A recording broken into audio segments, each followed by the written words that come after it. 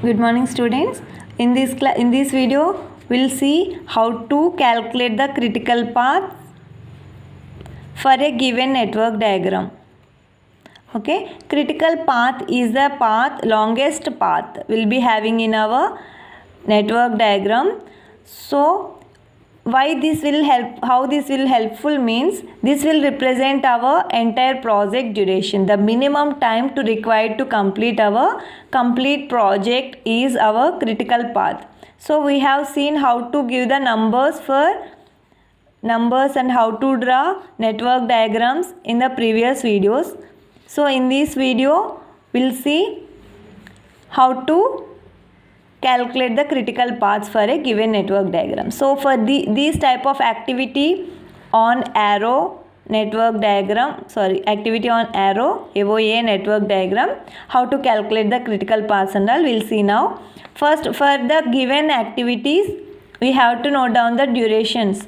Below this arrow, above this arrow will be representing with the activities. Below this arrow we can represent it with the durations.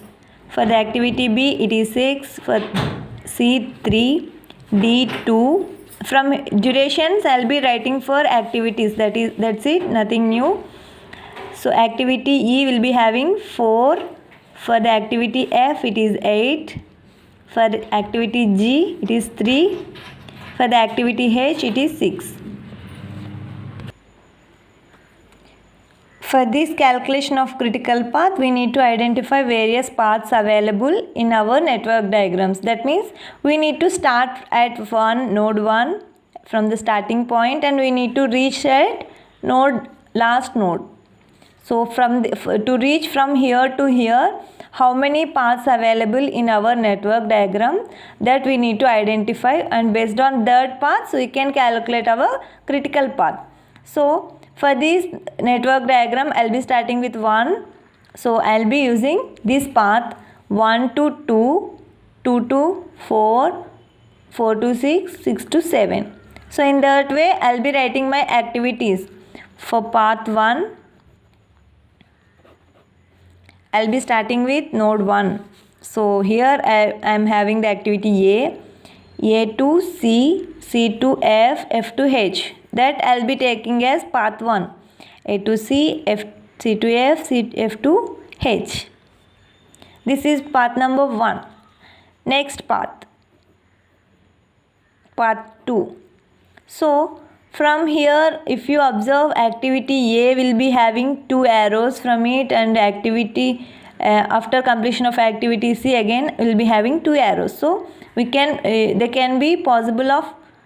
there will be a possibility of 2 more paths for these 2 activities. So first I'll go with this activity. After completion of this activity I can go, either I can take this path, I can take this path. I have finished this path, so I'll be moving to next path. After A I can go to this. This is a dummy activity, so it will not be having any resources 0, it is equal to A only. So this entire path I am considering it as the A. After A I can go to D, and from here I can only go to G because arrows are showing only towards this activity, so I can go to G. After A, D is G. After this node I can go to H directly. This A, D, G, H. This is my second path. After this I can go to another path. So from activity C I'll be having 2 directions. So I have used one direction of F. Now I can use E. So from here A to C I can move as usual. After reaching C I am taking one more path, that is E. E to G, G to H. This is one more path possible in these network diagrams. That is fine. Next we'll see, is there any more paths available? Yes. From the starting node we have taken the paths from A. Up to now all the paths we have taken from A. Now we can start with the activity B. From node 1 I can go to activity B. and this from this again next activity will be D to G I can go, G to H I can go, right? This is one more possible activity, but for in this path I will not be having any extra activities, any extra arrows for these nodes, right? So that is fine. Only is there any more activities available over here? I think nothing. So we have chosen this path, this path, this path and this path. So total 4 paths we got. After selecting your various paths, we need to calculate the durations required for these many paths. So how to calculate the duration for every path is, we need to consider the activities involving in that activity and we need to add the durations of this particular activity. So here if you take the first path, we'll be having 4 activities A, C, F, H. For activity A, what is our duration? It is 5. For activity C, it is 3, 5 plus 3. And for activity F, it is 8. 5 plus 3 plus 8. For activity H, it is 6 plus 6. So we need to sum up all these activities. How much? 5 plus 3, it is 8. 8 plus 8, it is 16. 16 plus 6 is 22. 22. For example, if you take these durations of as weeks, this will be taking 22 weeks to complete our if you choose the path 1, that is fine. Next activity, next path number 2 if you take, will be having activities A, D, G, H. For activity A it is 5, for activity D it is 2, for activity G it is how much? It is 3. For activity H it is 6. So 5 plus 2 plus 3 is 10 and plus 6 is 16. 16 weeks required to complete our project if you take this path.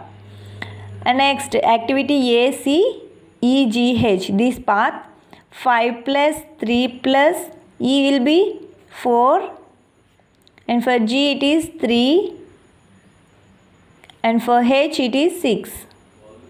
So 5 plus 3 plus 4 is 12. 12 plus 3 is 15. 15 plus 6 is 21 weeks. For B, D, G, H. In this path, B is having duration of 6 and D is 2. 6 plus 2 and G is having 3. 2 plus 3 and it is H is having 6. 6 plus 2 plus 3 plus 6 is 11 plus 6, that is 17 weeks required. Okay, these are the all possible paths for various for these network diagrams. So for these we'll be having the durations of 12, 16, 21, 17 weeks. So we need to take the maximum duration, maximum path. Longest path is our critical path, right? So the maximum duration path is our critical path A, C, F, H. Among these 4, 22 weeks is the maximum longest path. So this is our critical path. A, C, F, H is our critical path and A, C, F, H. These 4 activities are critical activities we can consider. So to complete this entire project it will take 22 weeks. So this is our project duration. So using this critical path method we can calculate project duration and also we can identify critical activities. These critical activities you should never delay. If you delay these critical activities, your project duration will going to affect. So that is the main purpose of calculating critical paths.